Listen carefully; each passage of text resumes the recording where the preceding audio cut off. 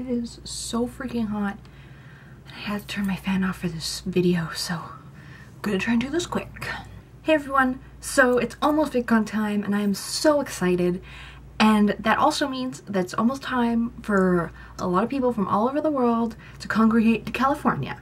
Now, a lot of the time people can't take a lot of time off work, so you can only really spend one day in the Disney parks even though you want to spend like a whole week there.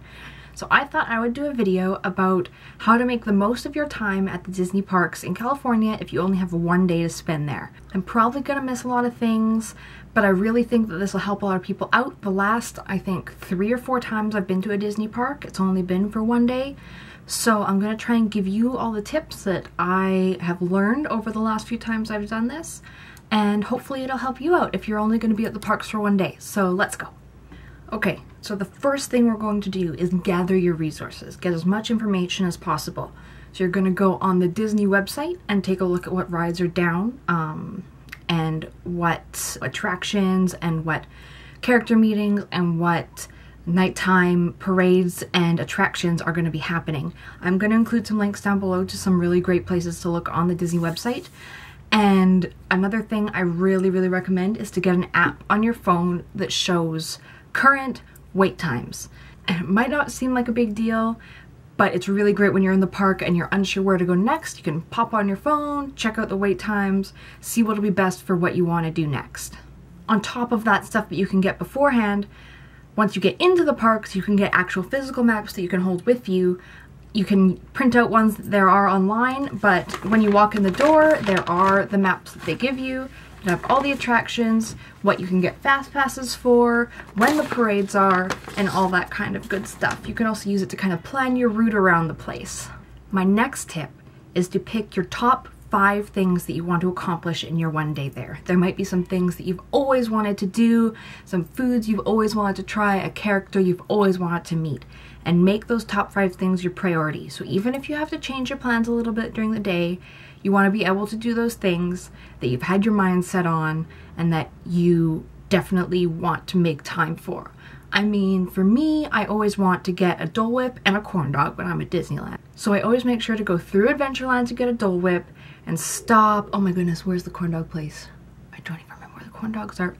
I'm gonna have to look on my map and get a nice hand-dipped corn dog. Those are one of my priorities, which may seem a little skewed, but so good. If you haven't had them, get them when you're there, if you have time. So once you have gathered all of your resources and you know your top 5 things you want to do, you want to start to plan. And planning, you want to plan so much, but you also want to leave room for if your plan doesn't work. So because Disneyland is like a public place and there are forces of nature and tons of people all over the place, stuff happens. Rides can break down, wait times can be way longer than you want. You know, one of your friends could suddenly want to do something else and you think, oh, that sounds really cool. Your plans might change, but don't think that it's the end of the world. Just make sure that you get to do the things that you've really prioritized in your day. And if your plan changes around that, it might be even better. So don't worry about it if your plan changes a little bit. On top of planning things that you want to do, plan for times where you don't do anything. Plan rest stops and food. Like I said before, Dole Whip and corn dogs, but you can plan to just be like, okay, around 1 o'clock, let's stop close to wherever we end up and get lunch. Also make sure that you drink lots of fluids because it's probably going to be warm. When you're planning your night as well, if you plan on seeing any of the nighttime shows, World of Color in California Adventure or Fantasmic in Disneyland, make sure you get your fast passes for those at the beginning of your day so that you're for sure gonna go to those shows, the time is set, you're good to go.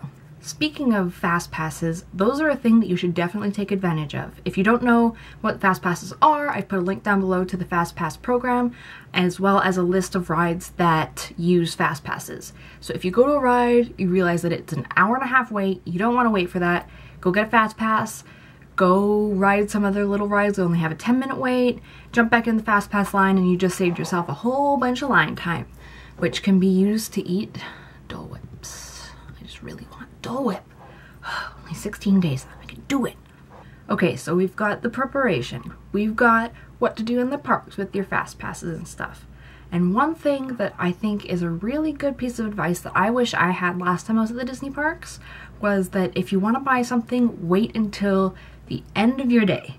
Because let me tell you, right at 1 o'clock in the afternoon, you might think it's a great idea to go buy that mug and that ornament and that sweater and that 14 pairs of Disney ears for everybody in your family, but then 2 hours later, when your backpack weighs 40 pounds and you need to try and stick it under your seat on Space Mountain, it's just not gonna work. You can grab everything on your way out and you don't have to carry it with you during the day. And I wish I'd known that because, oh, let me tell you, when I was at Disney World, it did not end well.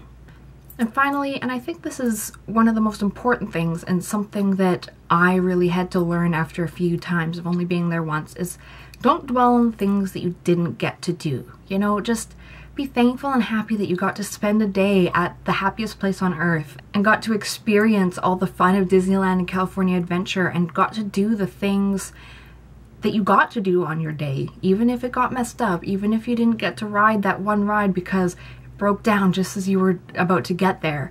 You know, you got to experience it, and that's a lot more than some people get to do based on their geography or whatever reason that they can't get to the park.